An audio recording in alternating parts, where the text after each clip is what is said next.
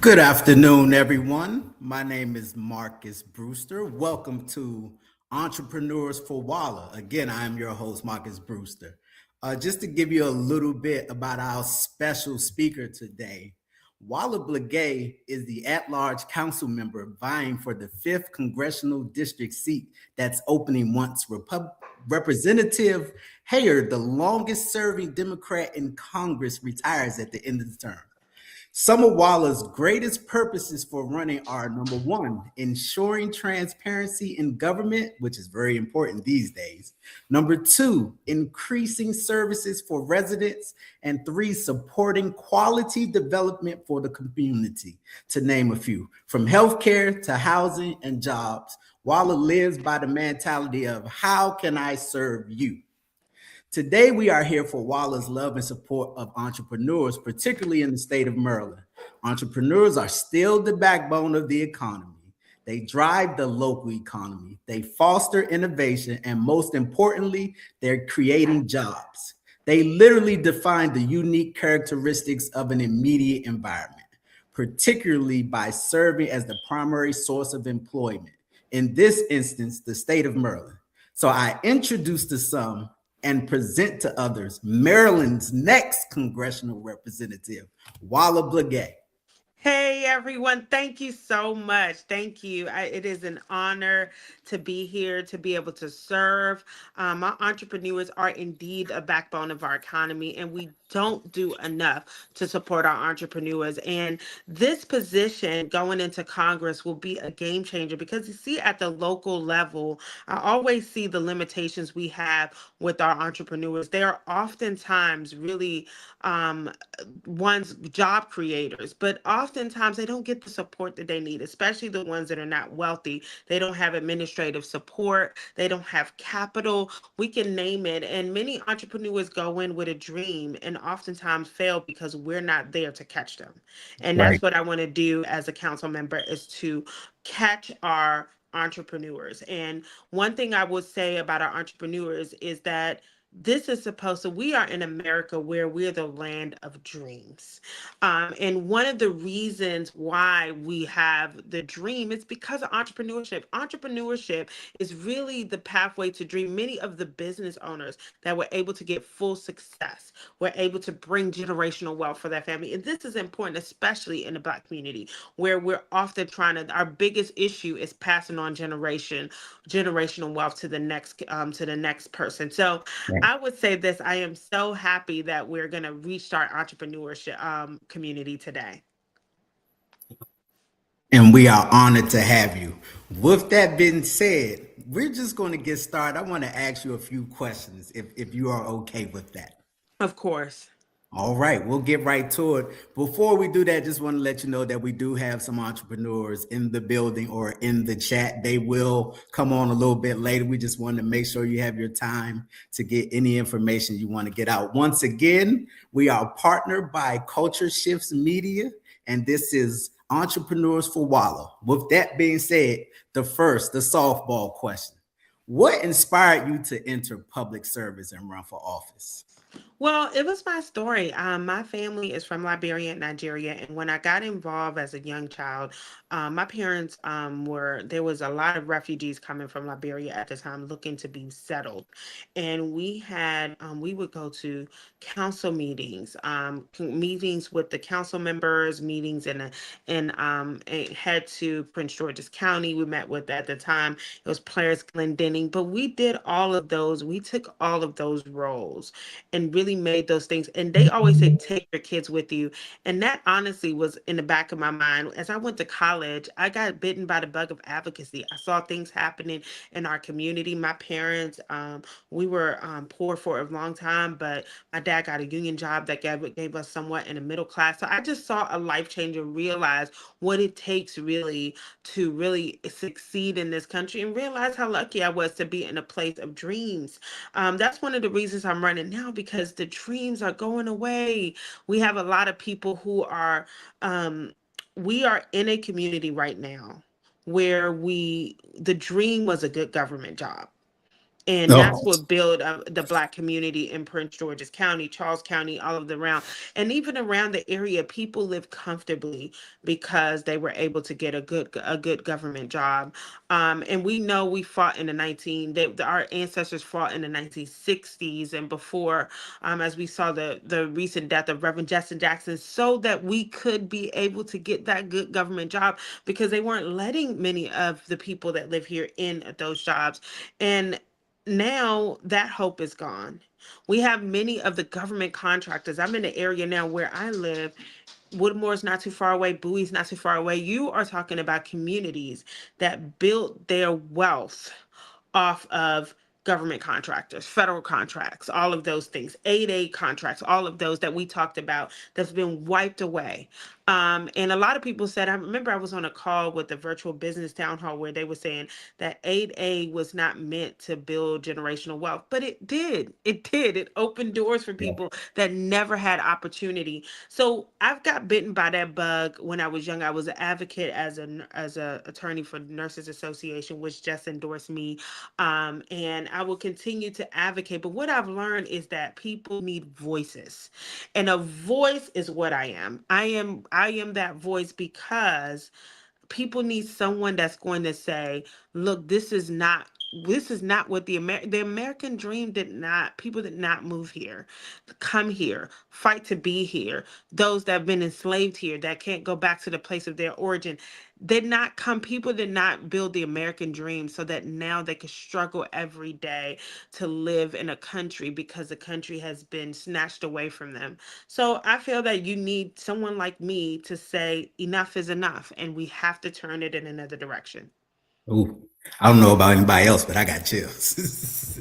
That's great. Honestly, one thing you said, like someone born and raised in Washington, D.C., live in Prince George's County now, is like you said, growing up, they told us good government job, good government job. And that's literally, I'm not going to age myself, but we're like you said, the dream is dying and it's sad. But with that said, how can local government better support small businesses and entrepreneurs?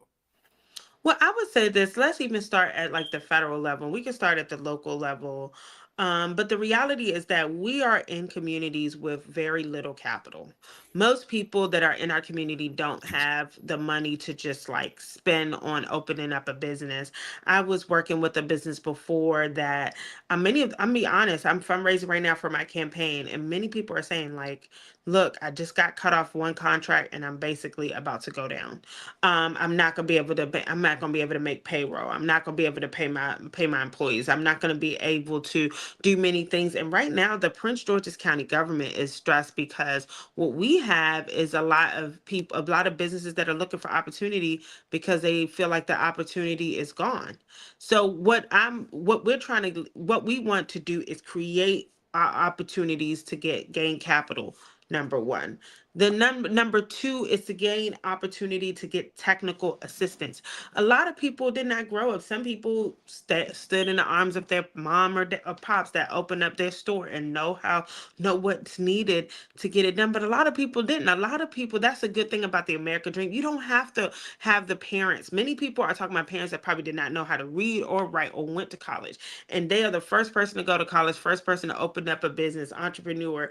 And that's the point of the American dream, is that you don't have to. In other countries, people only are able to succeed because they are following a parent or somebody else. But here, you could be someone that nobody has ever done business in your family, and you can do it. That's how we do that. Let's provide technical assistance, technical program, so that people can understand what needs to be done to make sure that they are continued success. You need that when you never have run a business before, you never been an entrepreneur, which is what we have here.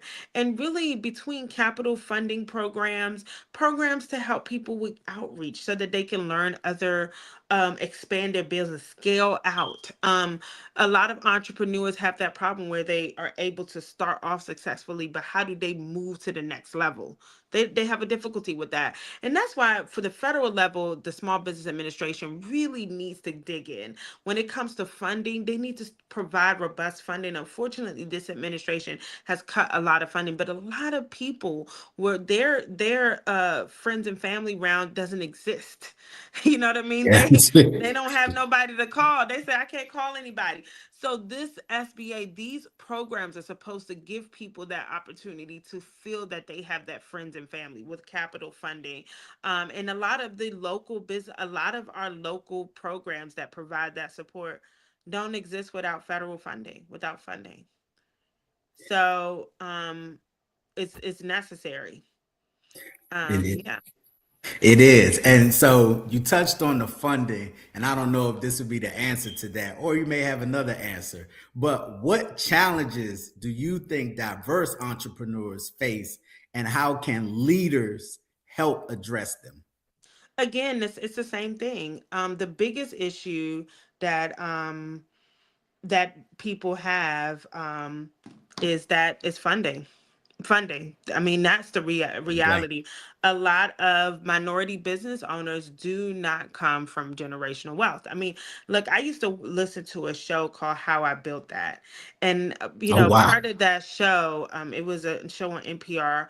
They used to go over these great stories. And one of the things about these great stories is that you might find, it's like, oh my God, I love this person that now has this national brand that everybody wears.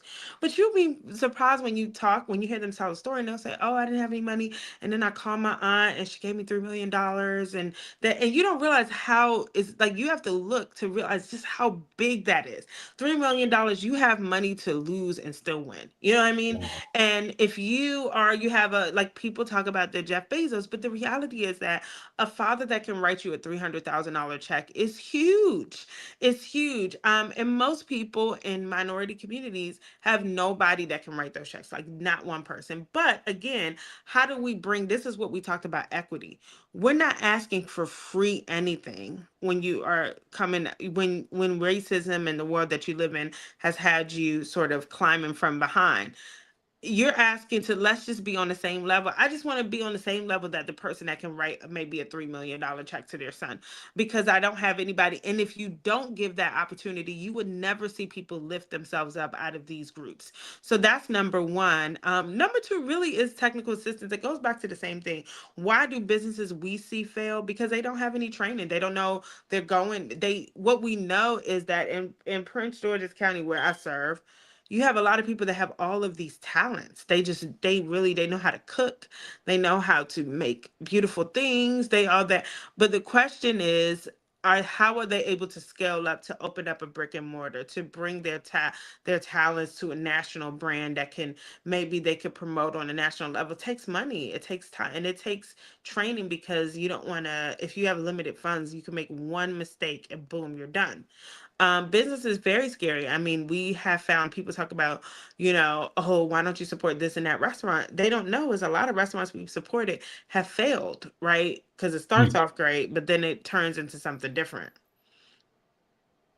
Yeah. Yeah, the So that restaurant those business is just hard to get into anyway. But right, yeah, right, right. okay. Next, what is one action that entrepreneurs in this room can take today that will strengthen their immediate communities?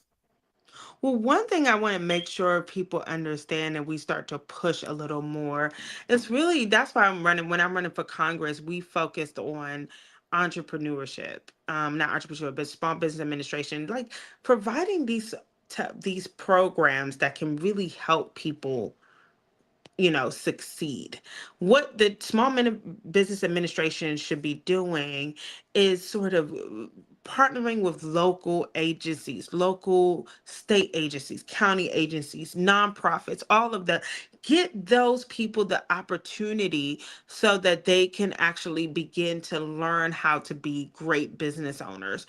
I would say that when you have robust support, you find that a lot of people are able to then succeed even during rough times. You need mentors. Mentors are necessary for business because, like I said before, if you're walking in with blinds on, you're walking in really into an abyss of darkness when you walk in opening your business for the first time with no family support, nobody who knows what to do, right? You're walking in and you really need someone to guide you. A lot of these programs should be funded by the SBA, should provide mentors that can guide our entrepreneurs to say, okay, here's where I go next. If this happens, this is what I need to do. How do we scale up? We're talking about capacity. One of the things we saw with procurement is that, you're talking about somebody who says, I want to get a procurement, I want to get a contract with the county or the state or feds. And then who is there to guide them to say, how do you, if you're a small business that has a capacity of less than 500,000, how do you now bid for something that's 1, 2, 3 million? One of the things they talked about is everybody collaborating. Let's pool our resources together. A lot of times new entrepreneurship might not know what they might not say, look, this might be competition. I'm trying to sit with the competition. But maybe somebody could tell them this might be the best way that you all can help build out your business is to do it with others. But you need that guidance. And that's what we find that is oftentimes entrepreneurs in our area, especially in the new communities, the minority communities, the women business owners are oftentimes treading on their own. And so some of the times where they should be partnering, they're not partnering. Where they should be looking at how to scale up, they don't really understand how to scale up, or they might take something that they can't actually, they don't have the capacity for it, and then boom, it goes south. And then now when an agency member, if you give a procurement contract as a government to a company that goes bust, it speaks for you. Then people are going to say, then now you're going to have to revert to the much more well-funded companies because you don't want to take the risk. That's what happens in a lot of places, like a lot of agencies, a lot of governments, a lot of people just don't want to take risks with someone they're not sure whether they'll be able to compete. And we cannot build true entrepreneurship in a way that is ideal unless we take risks and give opportunity to those that don't usually have. Remember, we're looking at, when you're an entrepreneur, you're oftentimes competing with a billionaire company. Remember, Yep. now one of the things that I've talked about, and that's why I'm not trying to say I'm the progressive because I don't like to get into labels. But one of the things I'm going to push is that we really need to get away from having a country that only caters to the billionaires, because billionaires now are buying out all types of businesses. They're taking folks out. You see what they've done. Walmarts have come into whole communities, got undermined they lower the prices, and boom, all the small businesses are gone. And that's actually taken away the American dream, because what we've told people is that if someone chooses to be an employee, that's fine, but the employee shouldn't be the only route that they have to take in order to survive. So what we have is that world, and what it's doing is wiping out a lot of our entrepreneurs that can achieve the American dream. If you don't have these programs, you're competing with people that are always going to win. And because if you bid on a procurement contract and you are a small entrepreneur, if you're competing with somebody that has all the resources, they have a firm that they can pay to put the proposal together, they got an accountant that's going to help them put it and all of this stuff, and you're a small business that has limited resources, you're not going to be able to pay a firm. You're going to have to do it yourself or pay someone a small deal to do something. And if we always have people in that situation, they'll never succeed. So we need our people to succeed, and it's really time that we take. I know everybody wants to be a billionaire, but the average entrepreneurship in our communities is not a billionaire, and we're trying to make more of those. You said a key thing. You said everybody wants to be a billionaire, and people, let me tell you, if we're all billionaires, then are we really entrepreneurs? Because that Right, means we're all big business, and right, that's not the route. Again, like I said in the right, intro, entrepreneurs are the character of a community. So, right. yeah, that was just something. I'm going to get you out of here on this last easy question for entrepreneurs. You spoke of risks a minute ago. I hear these days a lot of people talk about why voting is pointless or we shouldn't do it. And to me, as we are seeing today, that is the biggest risk. From your standpoint, tell us why it is important for entrepreneurs to vote. Well, I would just say this because you need the support more than anything. I mean, entrepreneurs should really get support from our government. You cannot compete with the billionaire company, with the Amazons, with the Meta, and all of those things on your own unless you have the support of your government. Your government needs to know. Like a lot of people kind of do it on their own. We've talked a lot of, especially in the immigrant community, say like, I don't need any money. But the reality is that other groups, a lot of wealthier businesses that have more resources, they take advantage of government opportunity. They do it also. They do it more than you do. So the average entrepreneur doesn't have the resources. So get involved. In fact, you should be asking elected officials, what programs have you supported that helps entrepreneurs? What programs, what processes have you put in place that a little man like me, even though I'm not little, should be able to compete with any national organization that comes in? And even for the federal government, what we want to do is make sure that what programs have they put into your local community so that you can succeed. Because at the end of the day, just know, if you are a small business trying to compete and you're losing opportunity because you can't compete and you don't have the capital, it's time for you to turn to these programs, and you have to demand that these programs are fully funded to the point that you, like someone like you, will have the opportunity to succeed. Because America is not, we saw with these federal government jobs, a lot of times we are now teaching our kids there has to be different streams of income, because some people are losing their job and they have nothing else to live off of. Man, you are telling the absolute truth. We're going to open this room up to everybody else, but I just want to thank you for your time today. If for the last day, I promise I won't bother you anymore. If you want to share your socials, or how can people reach you, or how can people donate to you, whatever information you want to get out to the people is your chance. Now, I would tell you this. Look, we have the heart, we have the passion, and we just need the resources. We're asking everyone, we need every dollar in this campaign, whether you're giving $5, a dollar, up to $3,500. The link is below for the donation, Act Blue link, donate dash entrepreneurs for Wala. We need it. We need your support today, because it will make a difference in this campaign. We need funding to put ads in, to make sure that we have t-shirts, that make sure we have literature, signs. All of those things cost millions of dollars. And we're asking everyone, your contribution will make a difference. We have a deadline at the end of the month, and we need every dollar possible. So we ask everyone, if you're listening, if you're a part of this, we ask you to contribute. Okay, thank you so much. And I'm just going to piggyback on her and just to say, I think sometimes we just as people or society, maybe it's social media, who knows, but we have glamorized the big deal, the big thing. And like she says, every little bit helps. If you can't give the $1,000, the $5,000, the $500, whatever the case may be, whatever is the big deal, don't feel like what you can give is not important and is not valuable. Whatever you can donate to the cause, please do. Okay. Wala Thank Blegay, people, you. thank you so much for joining us today. Thank you. We're going to open it up to our different entrepreneurs in the area. First, I want to start with Ann Gibson. Ann, can you make your way up to the front, Ann?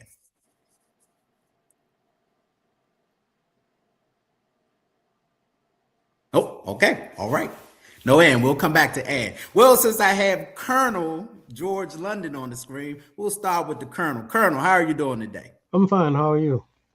Oh, if I was doing any better, I'd be you. All right, Mr. Ray, welcome aboard.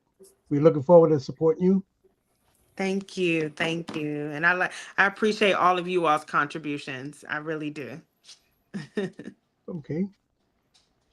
Colonel, feel free. Any information you want to share about yourself, your business, here's the time. Your socials, how can people reach you? Here's your chance. Okay. I'm a retired Air Force colonel, but I started out many years ago as a sergeant in Vietnam. Got out, went to college, and went back in the military as a pilot. But basically, I've been flying airplanes since 1972, and I was an instructor in the military pilot training starting in 1974. That's when I graduated from pilot training, and they asked me to remain there as an instructor. So I was teaching new Air Force pilots like myself how to fly a supersonic jet. Okay. So I spent 31 years in the Air Force. I got out and became a engineering consultant for 7 years, and I taught high school at Bishop McNamara for 17 years. So, and I've been running the aviation program since 2006 in the area here. Nice. I've flown 58 different types of airplanes. Some of them are so slow you can pass by with your car. 4 of them are faster than the speed of sound. Okay, so actually 6 of them. 2 or 4 of the 6 are faster than twice the speed of sound, and 2 of them are capable of speeds of just over 1,900 miles per hour. I am the 9th graduate from Air Force Test Pilot School. In that time, it's a 44-year history. Okay? And I was asked 4 years later to come back as an instructor, so I was the first black instructor test pilot, Air Force Test Pilot School's history. And in 1991, I got a chance to fly the C-17's first flight. So from a historical perspective, that is the first time a brother has flown the first flight at Edwards since first flights began there in 1929. So I flew first flight in 1991. Okay. A year later, I was the commander. I was in charge of all C-17 flight test operations. I had 5 airplanes worth $1.5 billion. I ran a flight test post on $43 billion extra program. Had 900 people work for me. And I was the commander. And ironically, I was on the black when I was in charge. My bachelor's degree is in mechanical engineering. My master's is aeronautic engineering. I have the equivalent of PhD in aviation, graduate Air Force Test Pilot School. And when I was teaching high school, I taught Algebra 1, Algebra 2, pre-calculus, physics classes, conceptual physics, honor physics, AP Physics C, AP Physics 1, all the Cisco networking classes, introduction to cybersecurity, a bunch of different things. But my goal was to teach young people. So I started in the local area after I retired, working with Mr. Jones, who was a World War II Tuskegee Airman, and working with him to teach young brothers and sisters how to get their pilot license. And All right. We're planning to add 3 of our former graduates on our website here soon. And all 3 of these young men got their license at age 17. One of them got his license on his 17th birthday, which is the absolute earliest you can get your license. Okay, thank you, Colonel. We appreciate that. We have Adaze up next. Adaze is here. Adaze, feel free to tell us about your business, how people can contact you. The floor is yours. Oh, thank you. It's Adeza Amaram. Thank you for having me. My business is YHWH Enterprise. I'm a certified public accountant, so it is a financial services firm. We also do some other things, and I also have a charity, YHWH Charity, whose mission is to spread love across, our nation globally. But the reason I had started my firm was I was in a unique position at a very young age to get into the big 4 accounting firms. So, I'm on the tax side. And so I was able to learn a lot about the different loopholes and laws and things like that these billion-dollar corporations use. And it was just put in my heart to bring that information to organizations that are not billion-dollar organizations. Because what I found out was it's not a requirement to be a billion-dollar organization to utilize this information. However, because of the companies that had the information and the billing rates being so high, access was low to regular, the people that Ms. Wala was talking about, people that are starting their business, people are trying to scale out and things like that. So it's an opportunity, a unique opportunity to bring that information to those that are willing. One challenge that I have seen, which I hope, some of our congressional people might push that are trying to help the small business community and mid-sized business community, is invest in good foundational things that you need, right? These organizations, the SBA and things like that you're talking about, they're going to ask for financials. You know what I mean? And it would be a shame for them to be disqualified just because they're not in order. You know what I'm saying? So there are places out there that's not necessarily going to charge you the sky and the moon, but it is worth it in order to be able to stay and keep with what you have. I believe establishing a good foundation in anything that you're doing is something that's vital, you know what I mean, in order to keep it going. So that's my little spiel. Thank you so much. Before we continue, we do have some questions in the chat for Wala. So if you don't mind, we'll take a few questions. This one is from Vaughn Wilder 22. They say, small business here in Calvert County. We need more women in office. What are your thoughts on AI and crypto regulations? I do believe AI and crypto, we have to have regulations in place. I think that some of the issues that we have is that there needs to, there is an idea and a thought process that there should be no regulation. And we cannot have that with crypto. We just need to make sure it is a new form of money that people are starting to use. And it went from a world where people wanted to keep out government regulation to now becoming something that people are using. So when they're using, we do need to make sure that we have safeguards in place to make sure that people are protected, that their investments are protected, and regulations must be in place. And same with AI. I have an AI task force that I have developed. And one of the things is that we want to use AI, but we want to make sure that the ethics, there are things that we need to protect, like people's brand, people's use of their image, how the information, because remember, AI is using data, and data is really important. Data is what AI is using. When you're doing that, it's gathering all this data. So how do we use our data? Because that's us. That is sometimes it identifies who we are. So while we want to make sure that we implement these new, as we're getting into a new the future of our of our world, where crypto is now becoming part of the money that people are using. AI is becoming a standard use as people are using Chat GPT and others. We do need regulations in place to make sure things are in place. And I'm glad to see that Calvert County is in the house. All right, Calvert County. All right, next up we have Danielle here. Danielle, tell us about yourself and your business. Hi, how are you guys? Thank you for having me. My name is Danielle Rivera. I am co-founder and vice president of Halo Healing Center in Richmond, Virginia. We currently have a contract with Henrico County where we facilitate court-mandated classes for juveniles and adults that find themselves needing anger management, batteries intervention, shoplifting. And what we do is, I'm sorry, I have my grandbaby and she's attached. So awesome. I'm so sorry about that. And what we find is that there's that stigma that because it's court mandated, I can't do anything. And, we just, what we call people that sponsor us and are light keepers, step into the light. Let's try something new. Let's change it around. So it's giving that hope and changing the stigma of court mandated classes, mental health and things like that in the community, and trying to engage everyone, with starting healthy boundaries and healthy ways to resolve anything in their lives. Okay. And tell the people how they could find you to support you, your business, support you financially, whatever the case may be. You can find us on Give Butter under Halo Healing Center Incorporated. Social media, all the socials is Halo Healing Center Incorporated. So that's where you have all of our information, our contact information. You can also contact us via email at info@halohealingcenter. At info@hhcva.org. I'm sorry, we just changed it because the Halo Healing Center was too long. So it's easier to have info@hhcva.org. Okay.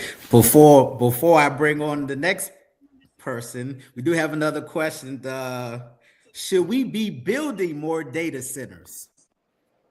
Not until we address the infrastructure. So right now we are on, I don't think many of you all know about my State of the Power.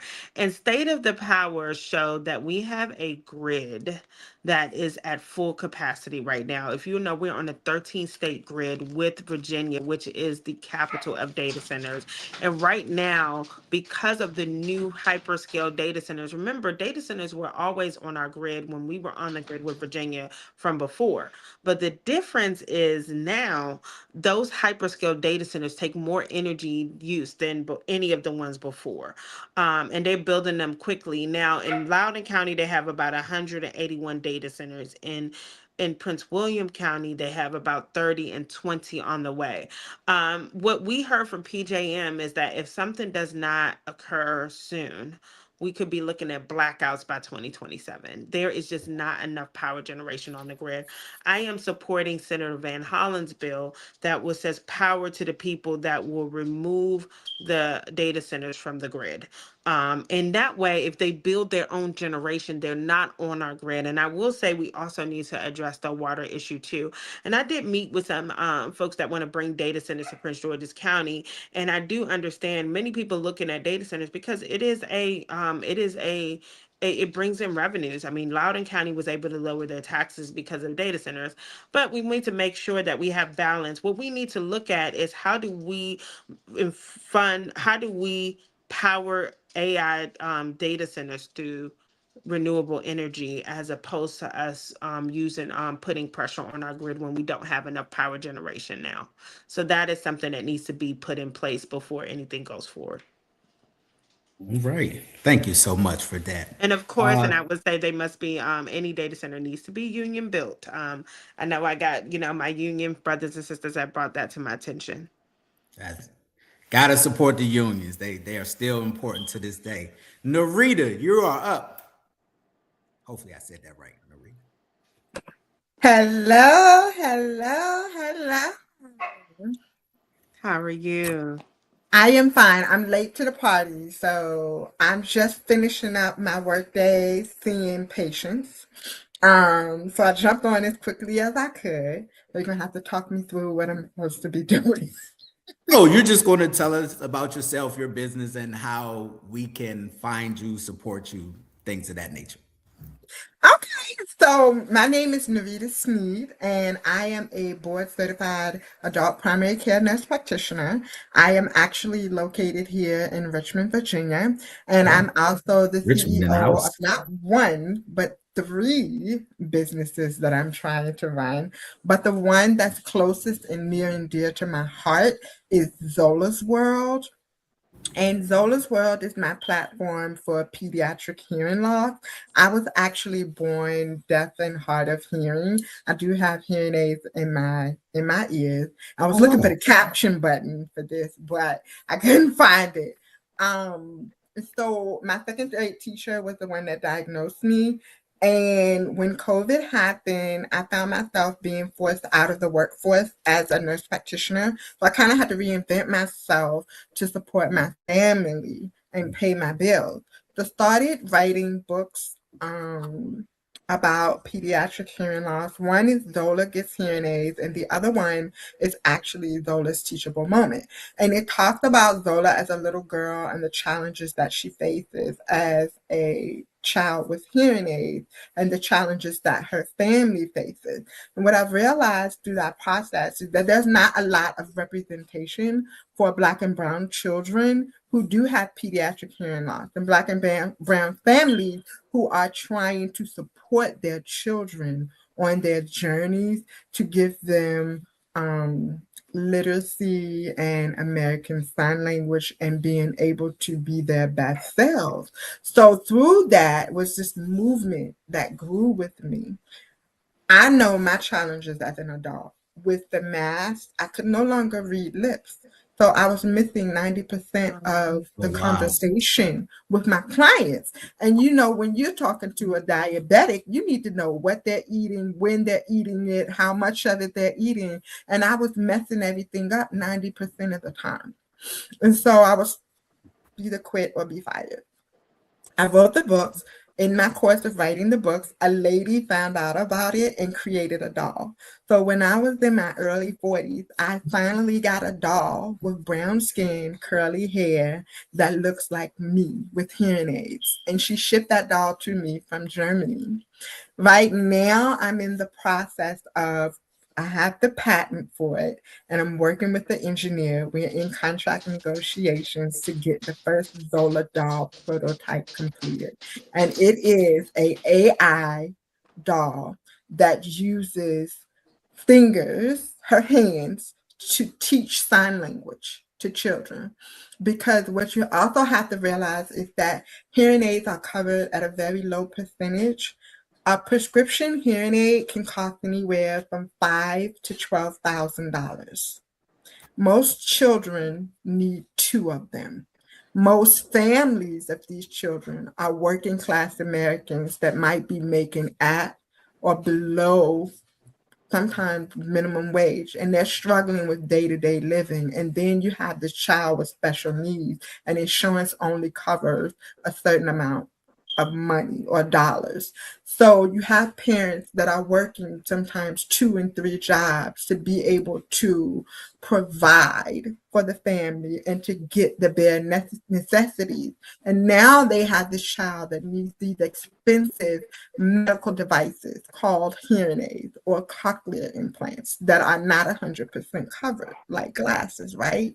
So you have this child learning American Sign Language, but then the parents are not able to learn sign language because they're at work all the time. So now we have a communication barrier. And that is what the Zola doll is meant to be for.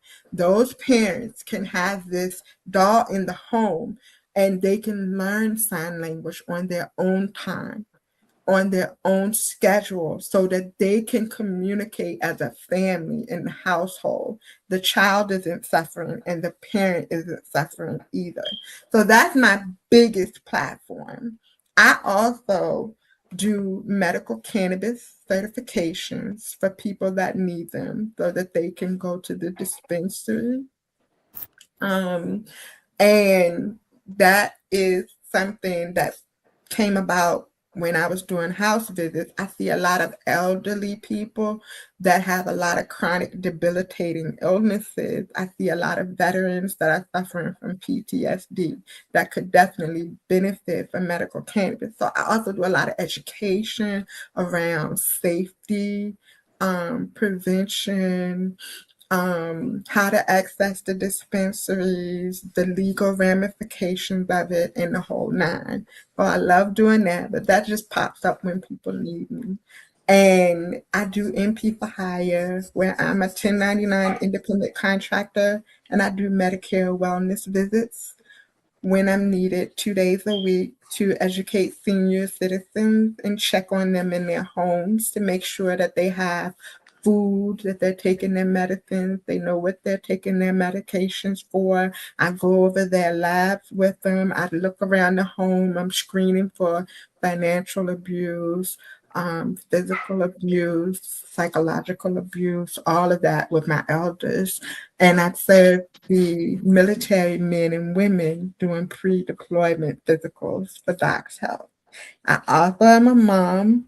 I have 2 sons, 21, who is a junior at Virginia State University. And then I have a 14-year-old who's a freshman basketball star in high school. So I'm a very busy lady. I lost my husband unexpectedly 4 years ago. So I was forced to be in the unfortunate position of being a young widow raising sons. And I think what has meant the most to me on this journey is my boys looking at me and actually telling me, Mom, we knew you were different, but wow, you don't let anything stop you. And I think that's so important for little kids to see someone It's very important. looking like them that they can identify with. It's so very that's important. my story in a nutshell. And we thank you for your story today. Wala, I got another question for you. Now, before we go on, can I remind people to please donate? We're trying to raise money today, and I just want to remind people that we're having a fundraiser, and we're trying to raise money because we have a big deadline by the end of the month. And so far, we've gotten a couple donations, but we do need more. So we ask people to please go to the website, Entrepreneurs for Wala, Act Blue, and please donate so that we could reach our goal for today. And Marcus, do you know what our goal is for raising for today? Oh, what is the goal? Well, look, we need more. I think we just got a $25 donation. We can take, I would say let's try to raise $1,000 plus by the end of, and Oh, in the come next on, 30 people. minutes. We We could can do do, that. yeah, we can do that. So we ask you all to please donate because we are here to make sure that we can raise the funds for, so that we can get the message out to the greater group. And Narita, is that your name? And I just want to make sure I say it Yes, you appropriately. said it correctly. We definitely need to push Title One. We do have some of the programs to assist those in disability, but we need to do more to do it. And I recognize that as we have a lot of those in the disability community that do not feel fully supported. We definitely need to look at Health and Human Services and ways that they are pushing organizations to provide more services for disability service. When I was actually worked in the federal government, I worked with DOJ, the Disability Services Division, where we did go after organizations that were not providing proper disability support for those, and so this is one of those where we can activate Department of Justice, Disability Division, but also Health and Human Services, really giving guide and more Yes, support of what tools can we need to make sure that we're accommodating our various individuals with disability and making sure that they can live comfortably in our society. absolutely. Thank you so much. Thank you. But please, please don't forget to donate. We are trying to reach our goal. And I just want to remind folks today that the reason we are here is to really raise money. And those from the host committee, I do appreciate your donations. I see we have some speakers here. Please, if you have some time, please donate. Yes, and we're continuing to put the QR code on the screen as well. So if you didn't remember the link that Wala gave, we are continuing to flash the code. When the code pops up, please use your picture, your camera, take a picture of it, and donate right from your phone. It takes just a couple of minutes to do so. With that said, going back to the questions, because you have a background in healthcare, we had Jay Sean wanted to know, how does your background, tell us about your background in healthcare and how that will translate when you go into Congress. Yeah, I'm chair of the Board of Health, where we've been focusing on bringing more primary care to the county. And what we learned overall in the country, primary care has not been addressed. And many people are struggling trying to pay all these co-pays, all of these various things that they have to pay to get health care. And what's happening is that our emergency rooms are lined up with people because they cannot afford to pay a simple medical bill. And then God forbid that they don't have a job, then they look at this point the Republicans have taken a complete botch of the Affordable Care Act. Obamacare is pretty much defunct with the high prices. Nobody's going to buy anything on that exchange. So we are dealing with the system. What I am a big proponent of Medicare for all, because I do believe we need a system that it allows everyone to get the support. We have a lot of different ways to get health care, and it isn't working. Many people have to jump. It depends on what your situation is, whether you have health care. And I even have a friend now that he passed away because he started a new job. And because he started a new job, he needed 3 months before he can really get the full benefits. So he didn't go and get the checkup he needed when they found something. And by the time had an emergency, went to the emergency room, they found out that full out pancreatic cancer, and he was gone in 3 months. And that's happening throughout our community. In fact, we're finding so many people dying from things that they probably would not die from if they got the proper care. But our healthcare system does not, is not open for those who have limited resources.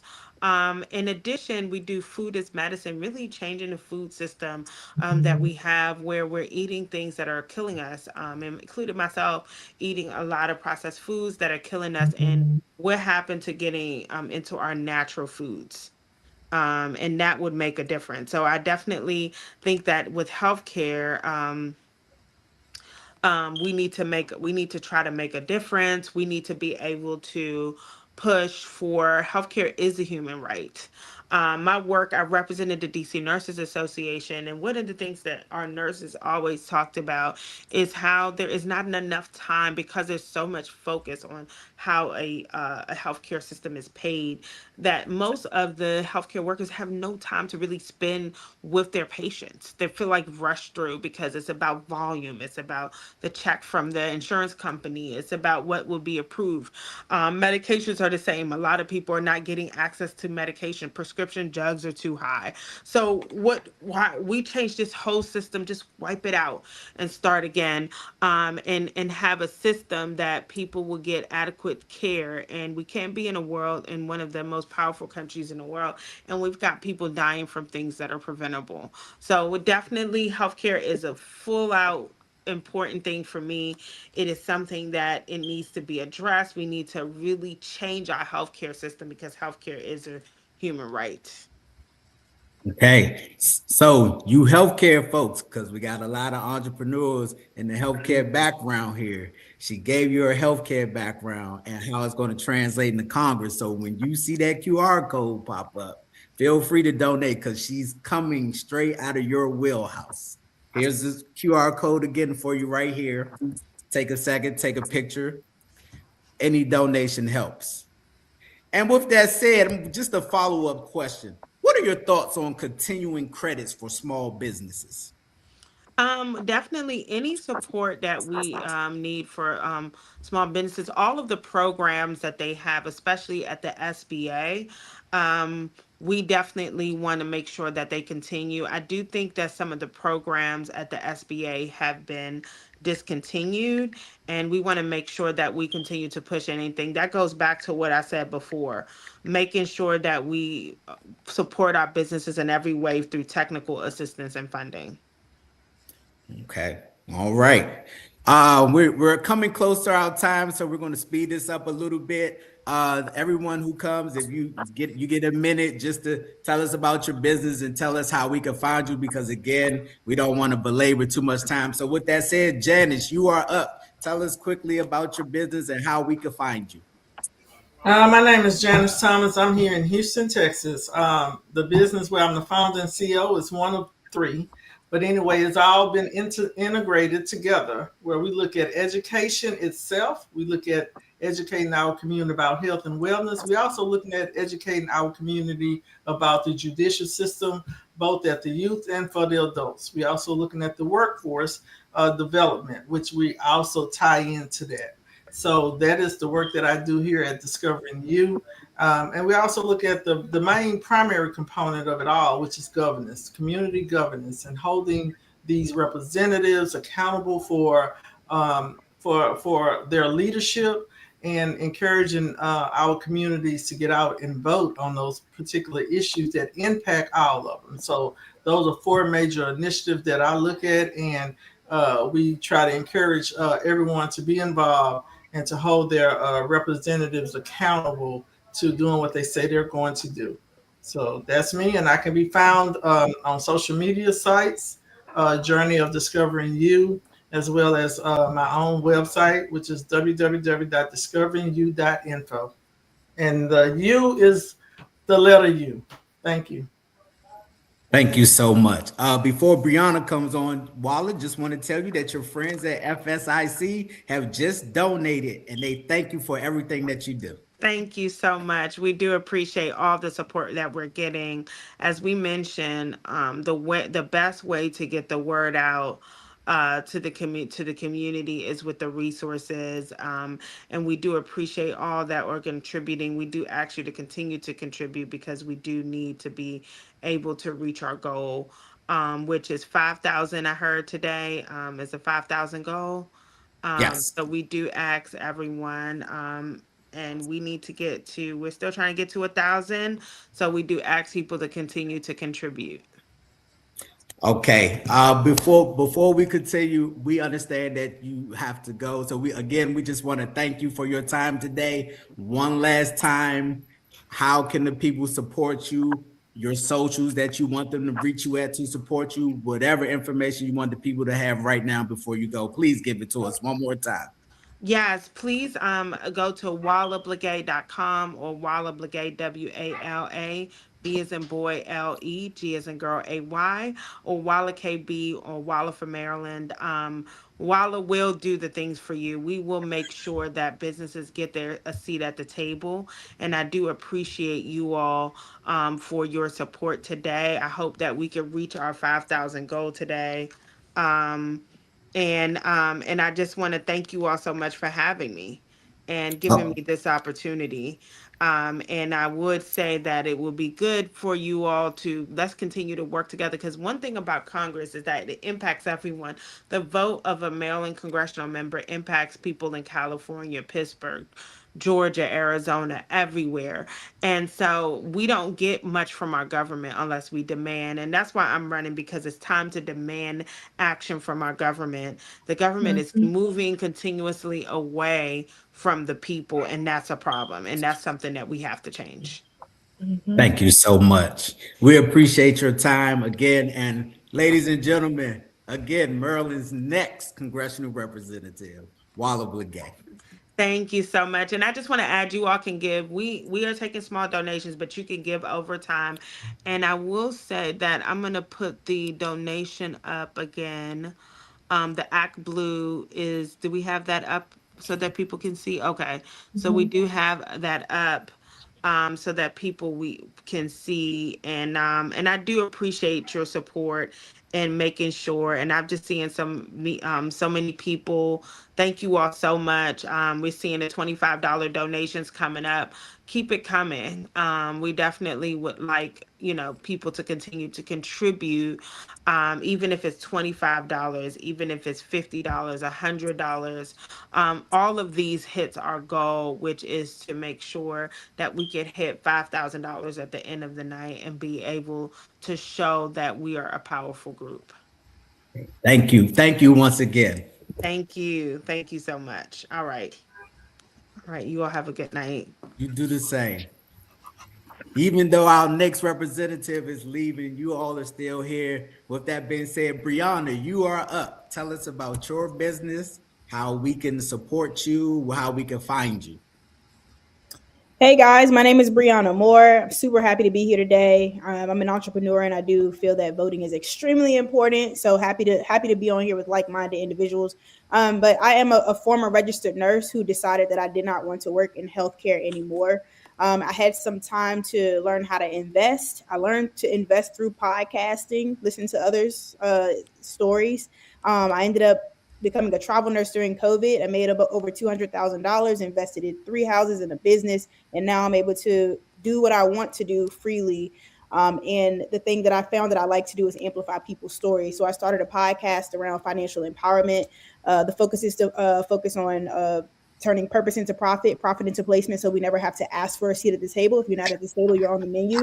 So I facilitate a lot of different conversations around wealth empowerment building, and I've built a network of people who have seen me speak with other people. So there may be a newscaster that wants to get a council person on, and they'll say, hey, Breonna, can you connect us? I've become kind of a connector, and now it's turned more into a media company to where I have co-hosts and now bridging off to try to get employees. However, being an investor and an entrepreneur are two different things. So learning how to access capital, learning how to budget, learning taxes, all of these things has been something that I'm learning, but I'm up for the challenge, and I'm just extremely happy to be able to sit here with you guys right now and not be at the hospital on a 12-hour shift. So I'm blessed. Amen. Thank you so much. How can we find you? Oh yeah, absolutely. So you can. I'm mostly active on Instagram. More Than Money Podcast. MOORETHANMONEY podcast. I'm Breonna Moore on LinkedIn, and you can find me at www.conversationsunearthed.com. And as for the small nano creators, we have places on the website where you can submit your advertisements, and we can say them for you at live shows, and we collaborate with you guys to amplify your small businesses along with what we have going on as well. So that's what I got. All right. Thank you. Thank you. Mr. Collins. Good afternoon. Hello. How's it going? Fine. Good. Just real briefly, I had well, let me say it this way. I joined late. I had an incident that I had to take care of, and so I looked like I was dressed for what I had to do. But I'm delighted to be here with you. And I live in Washington, D.C., but I have been an investor in real estate for the last 10, 15 years out in Prince George's County. And just so happens that I'm also associated with a gentleman whose face you see, Colonel George London, who is the executive director of a flight school that is just blocks away from where I bought a house some years ago that pulled me into the Prince George's County Housing and Tenants program. And so one of the things that I wanted to say before our candidate left was that there needs to be some additional attention put to the tenants and landlords a set of rules. Tenants need a lot more support, and so does realtor, people who try and provide housing. That was one of the points. The other one that I wanted to speak to, or just allude to and introduce, really, is Colonel George London, who can tell you more about the other affiliation that I mentioned, which is I'm a flight instructor, former professor, and associate dean out at Howard University. And after retirement, I continued to fly, et cetera. And so I'm delighted and was delighted to pass his name on and get him onto this program because he too can tell you more about what we're trying to do together. And I'll let it go at that. Thank you very much. Oh, I know you joined in late, but he actually started us off and he actually told us about everything. Oh, terrific. So that's great that he started and you're finishing it. So Before we close out, again, we just want to thank everybody for participating today. We want to thank Maryland's next representative, Wala Blegay, for joining us. If you could put that QR code back up again, as she said, we are still collecting donations. She has a background for the people. She has a background in healthcare, and she just really has a background to serve. And she is the type of candidate that we need today in politics. So please, take a picture, scan this QR code, and donate. Take the picture of the code. If you all could post it on your socials and tell people, hey, whatever they could donate. Again, she said we have a $5,000 goal that we're trying to reach, and all of us can be a participant in helping her reach that goal. Again, we want people like her in office who are going to help her. So again, the code is still up. Please take a picture of the code. And before we close out, again, this is Entrepreneurs for Wala. This is brought to you by Cultured Shift Media, and we thank you all for joining. And please look out for more information on how you can support Wala as well as these entrepreneurs in the future. Okay? With that said, everyone have a great evening. Same to you. Yeah, I agree. Enjoy the rest of the day.